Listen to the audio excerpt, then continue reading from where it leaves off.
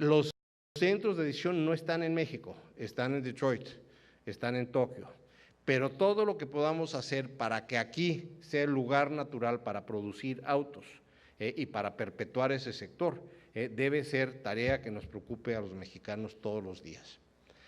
Tenemos nosotros también que reconocer que no funcionó la estrategia de perpetuar un sector agroindustrial tradicional, que lo que requerimos es irnos a la producción agroindustrial no tradicional. Se llama horticultura eso. Eso es un negociazo. Los que están en jitomates en este estado saben que es un negocio que deja mucho. Pero no nada más, bueno, a veces, sí, porque luego les ha ido mal también, ¿verdad? Sí te vi tu cara, sí. Pero es mejor ese negocio en términos generales que estar en el negocio de los granos, donde les aseguro que no tenemos nada que hacer. Y hay regiones grandes de México, sobre todo las secciones de temporal del centro y del Bajío de México, donde lo que necesitamos es salirnos de grano e irnos a cosas que sean intensivas en microclimas, en el tipo de mano de obra que tenemos y en la producción de toda la gran variedad de horticulturas que tenemos. Ahí está el 20% del empleo de México actualmente. Si no prevemos la necesidad de cambiar y cambiar rápido, estamos condenando al 20% de nuestra población económicamente activa a continuar en la pobreza. Es así de sencillo. Tercero, es imprescindible que entremos al tema de la modernización de nuestras empresas. Nuestras empresas no pueden ser una cosa que ahí se va y a ver qué pasa y total, si mis hijos me salen tontos, pues veré qué hago con el negocio y lo vendo o que se vaya al carajo. Son cosas que deben tener tanta vida en el tiempo como sea posible y para eso necesitamos modernizarlas. Y el tema de modernización pasa por una transformación en la dirección de más productividad y estar más dispuestos a competir de lo que actualmente estamos. Y por último, es tiempo, y ya tarde, para empezar a invertir en el futuro. Estamos muy atrasados en la puesta en marcha de sectores basados en conocimientos y en diferenciación comercial e intensivos en las tecnologías modernas. Si no hacemos algo pronto para jugar en ese juego, vamos a ser para siempre un país que en el mejor de los casos será manufacturero ramplón y quizá ni siquiera ese juego pueda jugar. Y con eso concluyo esta presentación y creo que lo que sigue es preguntas y respuestas. Pregunto, no estoy seguro. ¿Sí?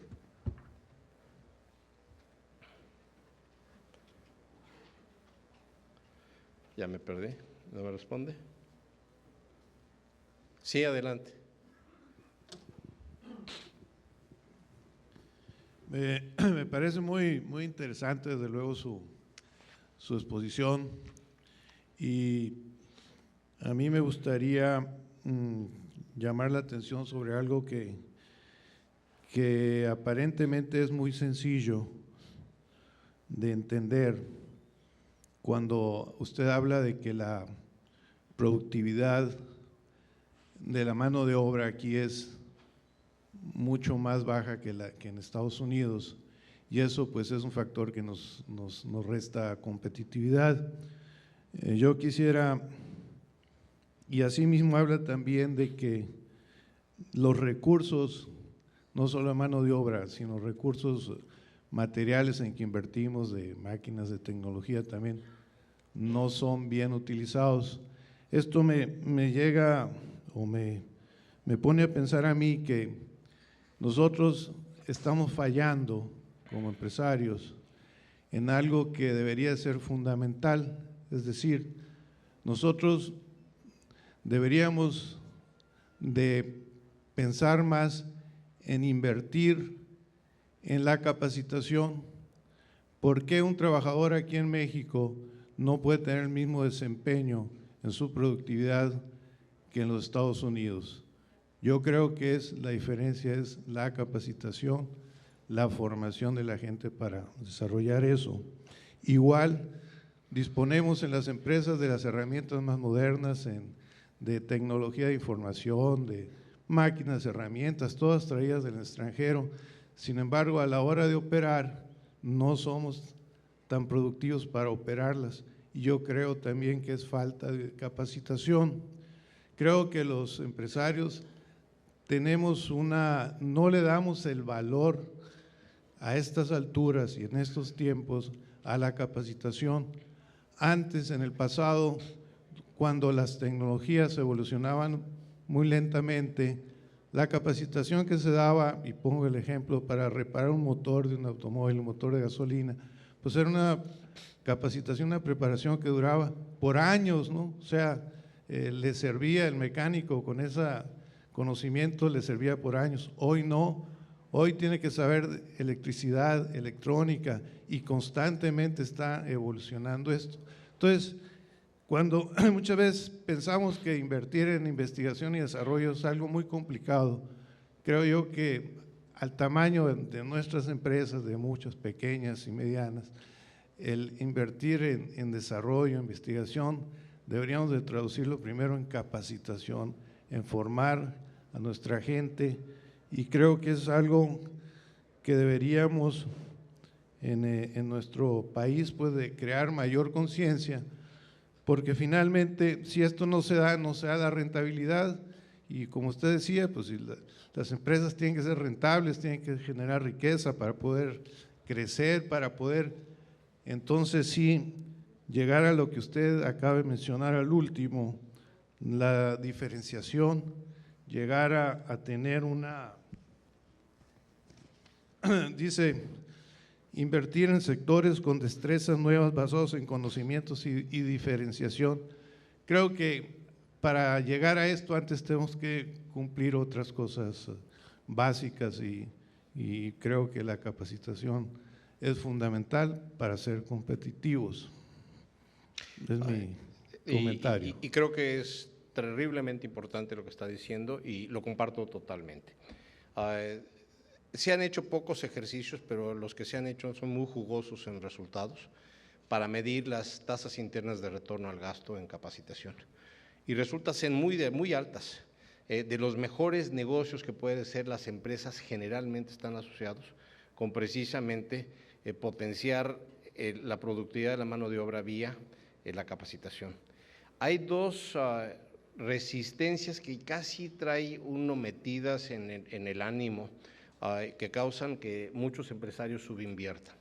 La primera es que piensan que si capacito, lo que hago es darle casi abrirle la puerta a mis mejores empleados para que se me vayan a trabajar a otras empresas. Entonces piensan, no voy a poder capturar el beneficio del gasto que hice, que es un gasto de inversión, y es como si mi activo fijo agarrara camino y se me fuera a otra empresa. Y por eso muchos no quieren invertir. La segunda razón es probablemente más cultural y quizá más trágica, donde vemos al trabajador como una manita de obra, algo muy poco diferenciado, que tiene muy poca capacidad para absorber conocimientos nuevos.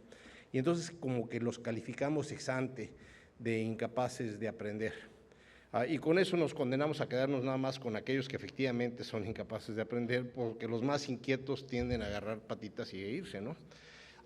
Estas dos cosas que parecen estar en el ánimo de la toma de decisión de muchos empresarios causan que se subinvierta en lo que intrínsecamente es un buen negocio. Y hay un par de escuelas importantes en México que creo que nos dan la razón. Tradicionalmente en la banca mexicana, y yo vi mucho de banca a lo largo de mis años como consultor, la escuela era Banamex. Ahí se formaban los banqueros de México. Era una buena recomendación haber hecho ahí 5 o 6 años de carrera para entrar después o a Bancomer o a Serfín o cualquiera de las otras instituciones financieras del país. Era la forma pues casi de certificarse como banquero. Y esto resultó ser un espléndido negocio para Banamex por dos razones. Primero, porque efectivamente atraían talento que quería diferenciarse, dando la evidencia de, mira, yo estuve en Banamex y me la hice muy bien, y entonces mucho más talento iba a dar con ellos de lo que les hubiera tocado si hubieran estado pues, de pesca en el mercado laboral normal. Segundo, que después crearon una especie de tejido de gente que estuvo en Banamex con los cuales podían hacer negocios y le generó eso una maquinita de hacer negocios, particularmente de banca de inversión y de banca corporativa, que les derivó en beneficios muy buenos a lo largo de los años a Banamex, no obstante que Banamex cambió de manos varias veces. pero ese sello de escuela nunca lo perdió. Esa gran tradición de escuela le pagó enormes dividendos a Banamex y valió que la empresa generara más talento y más valor económico para sus accionistas y sus trabajadores de lo que es normal. Ahí tiene usted una evidencia clarísima de una buena escuela en el tiempo, pero es muy poco común encontrar esa actitud. Creo que tiene usted toda la razón. El corazón de los nuevos negocios es esto. Y si no estamos invirtiendo en desarrollar esto en todos los trabajadores, lo que estamos haciendo es subinvertir. Es mucho menos importante la maquinaria que el aprovechamiento de la maquinaria. Entonces, estar cambiando a cada rato máquinas nuevas, pero no preparar a la gente para que la utilice es desperdiciar lana, francamente. Y los que manejan agencias de autos o talleres saben que hoy el que va a componer un auto tiene que entender de electrónica, porque las herramientas con las que entra son de diagnóstico electrónico, y si no sabe utilizarlas e interpretar la información que derive, simplemente no van a poder operar un negocio.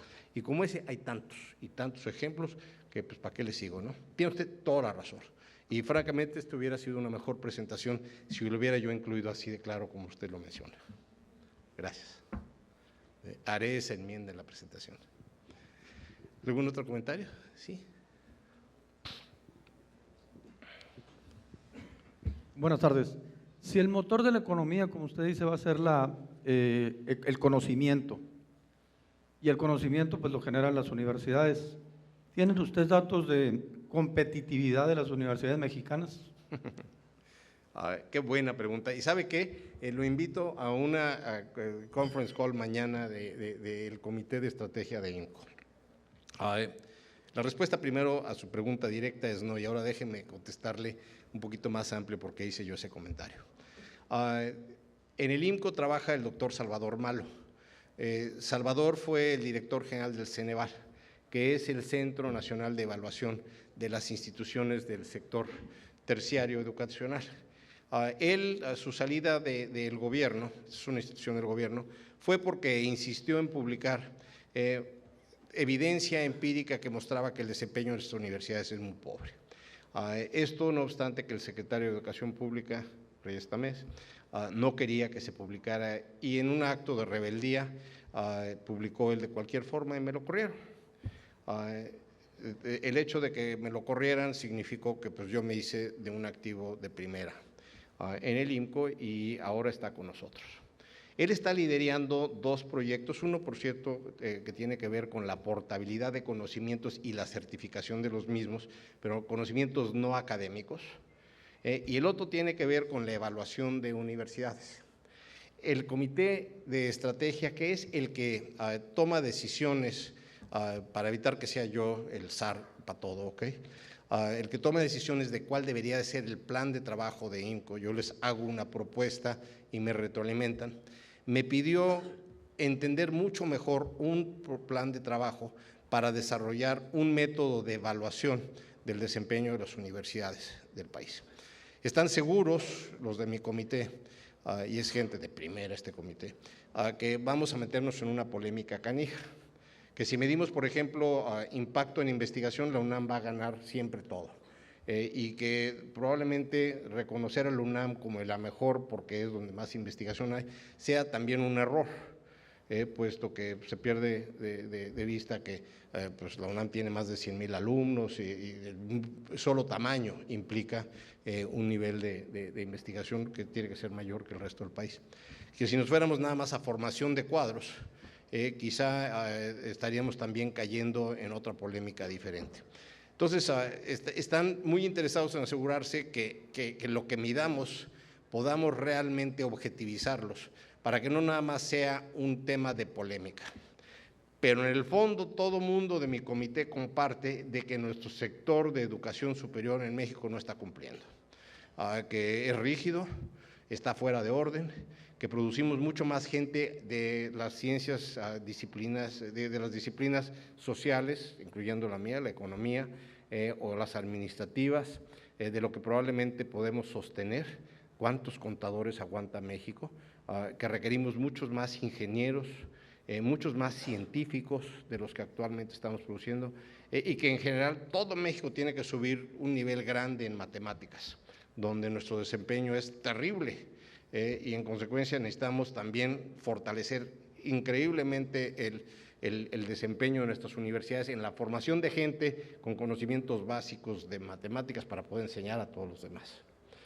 Todas esas cosas parecen estar mal.